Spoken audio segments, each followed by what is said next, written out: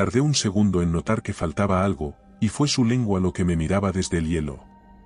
La hallé encajada entre dos placas de escarcha, justo donde se acumulaba el agua congelada junto al ancla de la plataforma, una franja rojiza y curva, una pieza carnosa que a primera vista no supe identificar, y que solo reconocí cuando giré la cabeza del cadáver y vi su boca abierta, vacía, con la mandíbula rígida, la garganta hueca y un hilo de plasma negro que se había congelado hasta el cuello de su abrigo. Si disfrutas de este relato, suscríbete y deja tu like. Lo que viene a continuación te pondrá los pelos de punta. Se llamaba Osino, o al menos así decía su placa.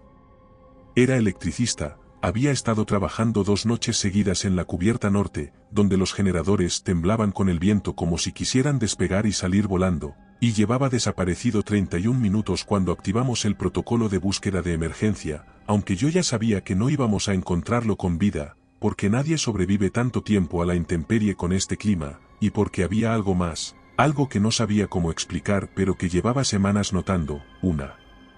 presencia bajo nosotros, un silencio antinatural en los sensores, como si el hielo escuchara y retuviera los sonidos que hacíamos. Durante los últimos 6 meses he sido el encargado de mantenimiento en la estación Kasei 3, una plataforma de investigación japonesa flotante, justo en la frontera del hielo perpetuo del mar de Okhotsk, una estructura metálica y oxidada que chirría con el viento, donde 24 hombres trabajan en turnos alternos recopilando datos sísmicos, midiendo corrientes subacuáticas, y esperando el relevo. Osino había salido durante su turno nocturno a revisar un cortocircuito en las luces externas del módulo B, según el registro, y no volvió. Salir de noche está prohibido, incluso en condiciones óptimas, pero a veces los técnicos lo hacen igual, por orgullo o rutina, porque la oscuridad aquí no es completa, siempre hay una aurora tenue en el horizonte, como un fuego lejano que nunca se apaga, y algunos creen que eso es suficiente. Encontramos su cuerpo al amanecer, flotando junto a la compuerta de mantenimiento, boca arriba, con los ojos abiertos y una expresión tan neutra que parecía dormido, hasta que notamos el cuello desgarrado, el rostro hinchado y la lengua ausente. Lo subimos con cuidado, sin decir palabra, y lo dejamos en la enfermería. 10 días después, durante otra guardia nocturna, el oficial de cubierta, Yamura, no volvió de su ronda. Era un tipo fuerte, acostumbrado al frío, siempre con su abrigo térmico hasta el cuello y un rifle colgado del hombro, por si alguna foca se acercaba demasiado. Salió a revisar el sistema de ventilación de emergencia, un procedimiento de rutina que no debería haberle tomado más de 20 minutos. No regresó. Cuando lo buscamos, solo encontramos sus botas en la pasarela, perfectamente alineadas, secas, como si se las hubiera quitado con cuidado antes de meterse en el agua helada. Nadie deja sus botas en medio de la cubierta, nadie. Él era de los pocos que se reía cuando alguien mencionaba la palabra ningen, ese mito japonés sobre una criatura blanca y humana que vive en los extremos del mundo, que se desliza bajo el hielo como un espectro y devora a los que se atreven a entrar en sus dominios. Decía que era una historia inventada por marineros borrachos, por foros de internet, por gente aburrida. Pero ahora estaba desaparecido, y sus botas seguían allí, como una burla. Relatos como este son parte de nuestro libro en Amazon. Encuéntralo en la descripción. La estación está en silencio la mayor parte del tiempo, los informes se envían con retraso, el generador se apaga a intervalos y nadie quiere ir al cuarto de motores a revisar por qué. Las cámaras exteriores han empezado a fallar, una a una, como si alguien, o algo, las hubiera desactivado. Hay manchas en el hielo bajo el módulo C, manchas redondas, perfectas, que parecen ventosas. Y a veces, cuando todo está en calma, creo escuchar respiraciones lentas bajo el metal, largas y húmedas, como si una garganta inmensa se abriera paso por debajo de nuestros pies. No sé exactamente cuándo empezó el apagón, pero recuerdo la secuencia de luces apagándose una tras otra, dejando a la estación envuelta en penumbra, una mezcla entre el resplandor lejano de las auroras y la luz de emergencia que parpadeaba con un zumbido grave, y durante ese tiempo de oscuridad algo se movió bajo nosotros, algo que empujó el casco de la estación con una fuerza tan sutil y prolongada que sentí el temblor ascender por las paredes metálicas hasta mis rodillas. No era la primera vez que fallaba el sistema eléctrico, pero nunca de forma tan coordinada, sabiendo exactamente qué partes eran más vulnerables y cuándo debía actuar, y aunque los ingenieros culparon a la humedad, al óxido o a las interferencias, Nadie pudo explicar por qué los cables de la sala de generadores estaban cortados con una precisión quirúrgica, y lo más inquietante era que, al revisar el suelo, había restos de escarcha en forma de líneas semicirculares, como si algo húmedo y frío se hubiese arrastrado por allí. El sonar empezó a comportarse de forma extraña 2 días después, con estática intercalada con ecos que no correspondían a ninguna criatura marina conocida, una serie de pulsos redondos, lentos y profundos que parecían generados por algo enorme y vivo, algo que no se acercaba con rapidez pero que tampoco se alejaba, se mantenía en los márgenes de la detección, como si supiera exactamente cuál era el límite de nuestros sensores y decidiera jugar con nosotros desde la sombra, apareciendo a veces como una silueta serpenteante que cruzaba la pantalla de izquierda a derecha, sin emitir calor, sin alterar la salinidad del agua. Los biólogos dijeron que debía de ser una manada de calamares gigantes, tal vez una ballena jorobada, o incluso un banco de focas desplazadas por los cambios en las corrientes marinas, pero nadie creyó realmente esas palabras, porque todos habíamos sentido ya las vibraciones nocturnas, todos habíamos escuchado los crujidos metálicos bajo el suelo, todos habíamos notado que las aves que solían posarse en la antena ya no volaban sobre la plataforma. Yo lo vi por primera vez una madrugada sin viento, cuando me encontraba en el módulo de observación, un cuarto estrecho con una ventana gruesa orientada hacia el norte, desde donde se podían observar los témpanos flotando lentamente como cuerpos en suspensión, y entonces lo noté, una figura pálida que se deslizaba bajo la capa delgada de hielo como un cuerpo albino gigantesco, más largo que un autobús, moviéndose con una lentitud antinatural, casi elegante, como si no empujara el agua sino que la desplazara con su presencia, y lo que me dejó helado no fue su tamaño, ni su forma casi humana, ni su piel traslúcida que dejaba ver estructuras internas como huesos, sino el hecho de que se movía siguiendo las luces, como si pudiera verlas desde abajo y las persiguiera por curiosidad o por hambre. La confirmación llegó cuando decidimos usar una de las balsas para evacuar al ingeniero Tanaka, que había sufrido un ataque de nervios tras ver, según sus palabras, una cara bajo la escotilla del módulo sur, un rostro humano sin párpados, con la boca abierta, que lo miró durante segundos antes de hundirse lentamente. La balsa fue activada al amanecer, una operación simple, con 2 tripulantes encargados de guiarla hasta el canal abierto entre placas de hielo, pero apenas habían bajado 20 metros cuando algo la golpeó desde abajo, un impacto seco, brutal, y la estructura volcó con un giro lento y cruel, lanzando a los hombres al agua helada, donde gritaron durante segundos antes de desaparecer en un torbellino blanco de espuma y burbujas.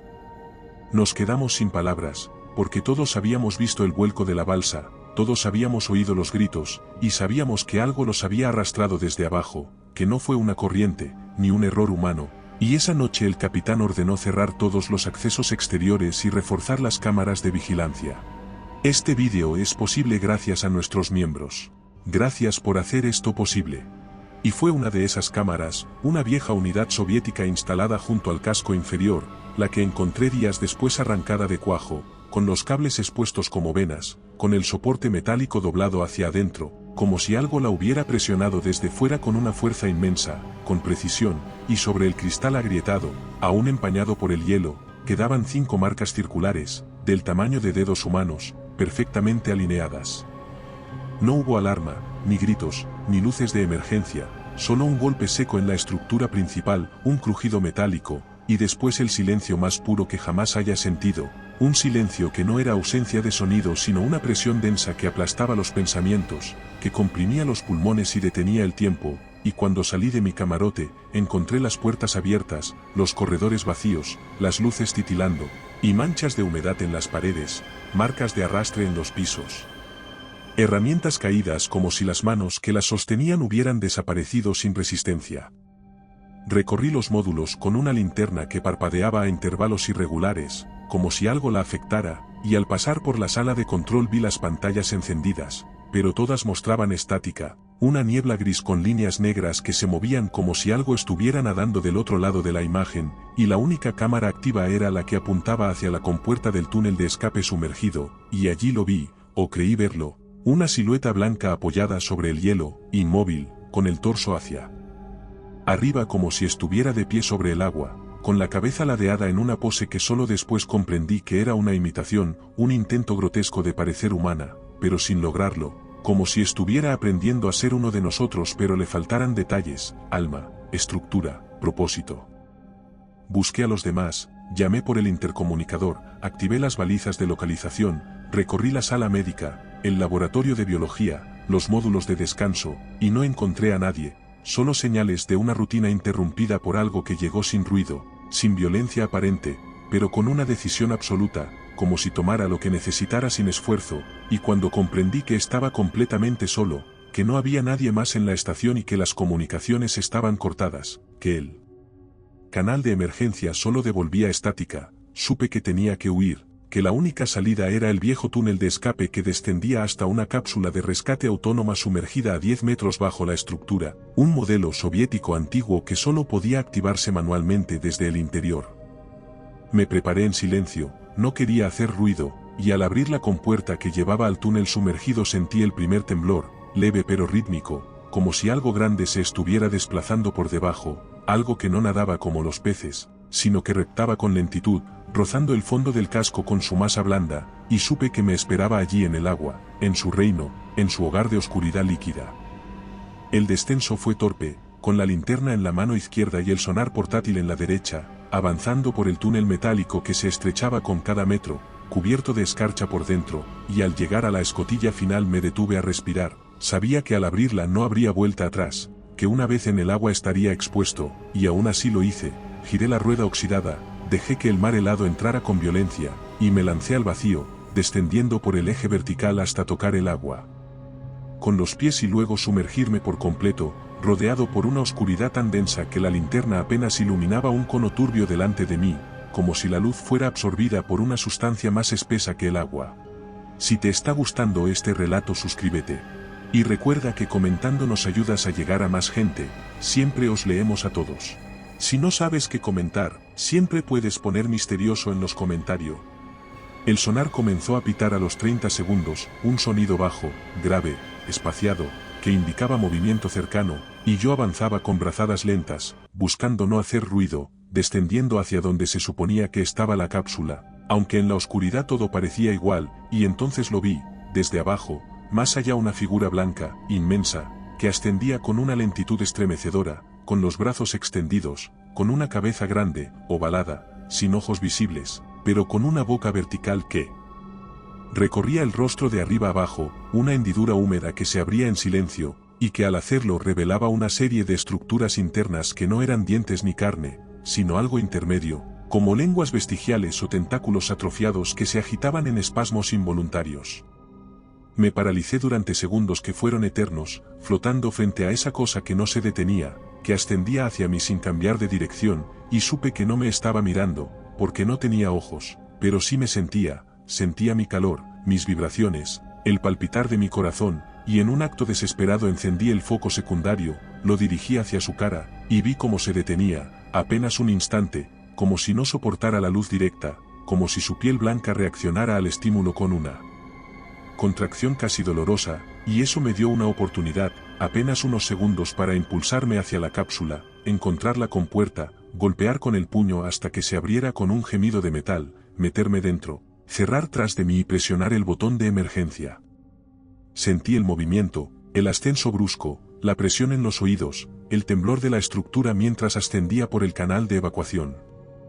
Entonces vi la sombra estirarse tras de mí, subir en espiral, rozar el exterior de la cápsula con los dedos, pero no logró alcanzarme, no pudo entrar, y cuando por fin salí a la superficie, rodeado de placas de hielo flotando, no había estación, no había luces, solo un mar gris y negro y un cielo sin estrellas, y así pasé 2 noches, encerrado en esa cápsula amarilla, escuchando sonidos a mi alrededor, choques suaves contra la carcasa, respiraciones lentas, burbujas que subían desde el fondo. Hasta que una patrulla japonesa me encontró, flotando a la deriva, sin energía, con el rostro quemado por el frío y la mente sumergida en un silencio del que no he salido del todo. Me dijeron que deliraba, que era el trauma, pero no respondieron cuando les dije por qué no buscan en submarino. Si te ha gustado este relato, aquí tienes otro que te pondrá los pelos de punta. Si buscas historias más intensas, en nuestro canal de relatos largos te esperan narraciones de más de 1 hora. Y si quieres llevar el terror contigo, nuestro libro en Amazon tiene historias exclusivas. Buenas noches, desde Terreno Misterioso.